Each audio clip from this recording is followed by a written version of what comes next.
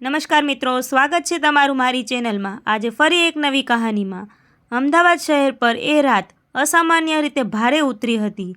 જૂનના અંતની ભીની ગરમી, રસ્તાઓ પર પડેલો વરસાદનો ચીકણો પડ, દૂર ક્યાંક સાયરનની ધીમી અવાજ અને શહેરના લોકોના દિલમાં બેઠેલો એક અજાણ્યો ડર, આ બધું મળીને એવી લાગણી કરાવતું હતું કે જાણે કોઈ મોટું તોફાન આવવાનું બાકી હોય।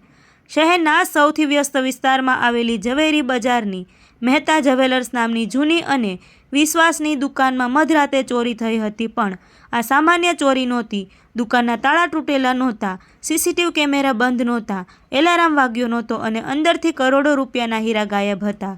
સવારે દુકાનદાર હસમુખભાઈ મહેતા દુકાન ખોલવા આવ્યા ત્યારે શોકમાં પડી ગયા। સેફ ખાલી હતો, અંદર બધું ગોઠવેલું હતું, જાણે કોઈએ બહુ શાંતિથી સમય લઈને કામ કર્યું હોય। સમાચાર આગની જેમ ફેલાયા। લોકો બોલવા લાગ્યા, આ કામ અંદરના માણસનું છે। પોલીસ સ્ટેશનમાં કેસ પહોંચ્યો અને સીધો સોંપાયો શહેરના જાણીતા કડક પણ બુદ્ધિશાળી પોલીસ ઇન્સ્પેક્ટર અર્જુનસિંહ રાઠોડને। અર્જુનસિંહ નામ સાંભળતા જ ઘણા ગુનેગારોના દિલ ધબકતા। ઊંચી કાયા, ગાઢ મૂછ, તીખી નજર અને એક ખાસ આદત, તે માણસની આંખમાં જોઈને ખોટું બોલે છે કે નહીં એ જાણી લેતો। તેને ફાઇલ હાથમાં લીધી, સ્થળ પર પહોંચ્યો અને આસપાસ નજર ફેરવી।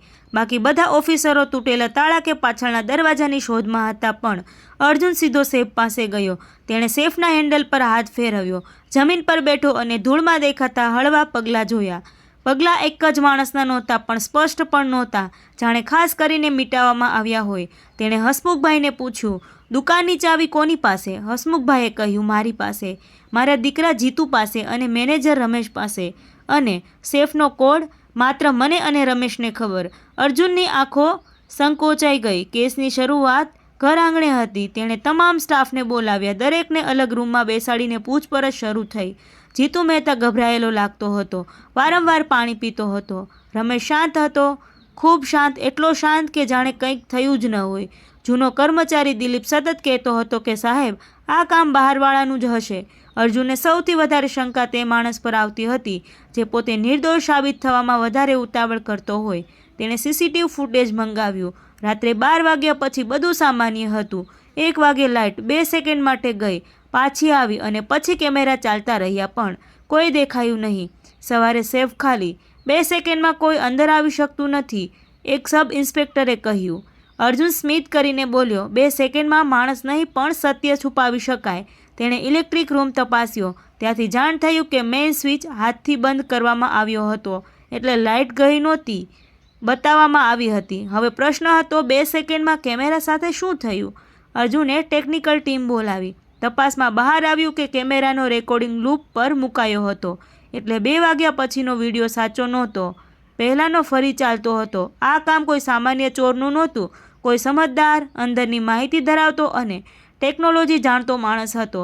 અર્જુને જીતુને કોલ ડિટેલ્સ મંગાવી, છેલ્લા મહિનાથી ભારે લોન, ઓનલાઈન સટ્ટો અને દેવું। બીજી તરફ રમેશના એકાઉન્ટમાં કંઈ ખાસ નહોતું, પણ તે છેલ્લા 10 વર્ષથી દુકાનમાં હતો। દિલીપના ભાઈ પર જૂના ગુનાના કેસ હતા, ત્રણેય શંકાસ્પદ। અર્જુને જીતુને ફરી પૂછ્યું। શરૂઆતમાં જીતુ રડવા લાગ્યો, સાહેબ, હું દેવામાં છું, પણ પપ્પાની દુકાન લૂંટું એવડો નીચે નહીં ઉતરું।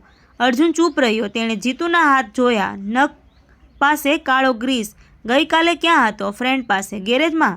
જીતુ હચમચી ગયો। બહાર આવ્યું કે જીતુનો મિત્ર કાર ગેરેજ ચલાવતો હતો, પણ હજુ સીધો પુરાવો નહોતો। તે દરમિયાન અર્જુને દુકાનના પાછળના સ્ટોરરૂમમાં એક નાની વસ્તુ મળી, ચાંદીના પાવડરમાં ચોટેલો લાલ રંગનો સૂક્ષ્મ કણ, ફોરેન્સિકમાં મોકલાયો, ખાસ પ્રકારનો પેઇન્ટ। અર્જુન તરત જીતુના મિત્રના ગેરેજે ગયો। ત્યાં એ જ લાલ પેઇન્ટ રંગાયેલું ટૂલ બોક્સ પડેલું હતું, પણ હજુ હીરા ક્યાં? જીતુને કસ્ટડીમાં લેવામાં આવ્યો। 2 કલાકની પૂછપરછ પછી પણ તે એક જ વાત કહેતો રહ્યો, મેં નથી કર્યું। અર્જુનને લાગ્યું કે જીતુ કંઈક છુપાવે છે, પણ મુખ્ય આરોપી નહીં। પછી તેણે રમેશ પર નજર ગાળેલી। રમેશનો દિનચર્યા ચકાસતા ખબર પડી કે તે દર બુધવારે એક જ મંદિરે જાય છે, પછી એક જૂના ગોડાઉન પાસે 5 મિનિટ રોકાય। પોલીસે ગુપ્ત નજર રાખી। બુધવારે રમેશ ગયો, મંદિર ગયો, પછી ગોડાઉન પાસે ઊભો રહ્યો, આસપાસ જોયું અને અંદર ગયો। ટીમ તૈયાર હતી। અર્જુનના ઇશારે દરવાજો તોડી અંદર ઘૂસ્યો।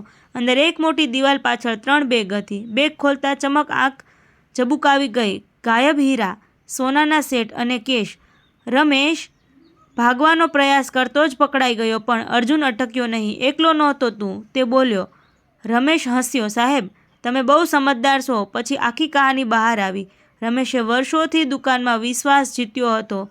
જીતુના દેવાની ખબર હતી. તેણે જીતુને નશાની હાલતમાં એક રાતે દુકાનની ચાવીનો મોલ્ડ લીધો.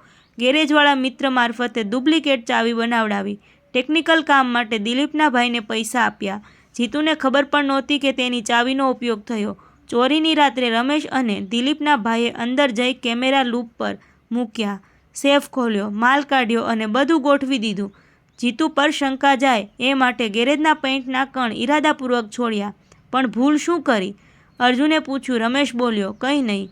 અર્જુન હળવું સ્મિત કરીને બોલ્યો, તું બહુ શાંત રહ્યો. નિર્દોષ માણસ ડરે છે, ગુનેગાર ગણતરી કરે છે. દિલીપના ભાઈની પણ ધરપકડ થઈ. જીતુ નિર્દોષ સાબિત થયો, પણ પિતાના વિશ્વાસ તૂટવાથી તૂટી ગયો. હસમુખભાઈએ અર્જુનના પગ પકડવા જતાં તે પાછળ સરકી ગયો. આભાર નહીં. આગળથી ઘરના લોકોની હાલત પૂછતા રહેજો. કેસ શહેરમાં ચર્ચાનો વિષય બન્યો. અખબારોમાં હેડલાઇન આવી. ઇન્સ્પેક્ટર અર્જુનસિંહે 48 કલાકમાં કરોડોની ચોરી ઉકેલી. પણ અર્જુન માટે આ માત્ર કેસ નહોતો. રાત્રે સ્ટેશનની છત પર ઊભો રહી તેણે શહેર જોયું. તેની સાથેનો કોન્સ્ટેબલ પૂછ્યું, સાહેબ, તમે ખુશ નથી લાગતા? અર્જુન ધીમેથી બોલ્યો, ચોરી પકડાય એ ખુશીની વાત છે, પણ વિશ્વાસ ચોરાઈ જાય એ સૌથી મોટો ગુનો છે. પવન જોરથી ફૂંકાયો. નીચે શહેર ફરી સામાન્ય ગતિએ દોડતું હતું, પણ અર્જુન જાણતો હતો કે દરેક પ્રકાશ પાછળ કોઈ અંધકાર છુપાયેલો હોય છે, અને જ્યાં સુધી તે યુનિફોર્મમાં છે ત્યાં સુધી એ અંધકારને બહાર ખેંચતો રહેશે. તો મિત્રો, આવી જ કહાનીઓ સાંભળવા માટે મારી ચેનલમાં બન્યા રહો. વિડીયો પસંદ આવ્યો હોય તો વિડીયોને લાઇક કરી ચેનલને સબસ્ક્રાઈબ કરી દેજો. Thank you.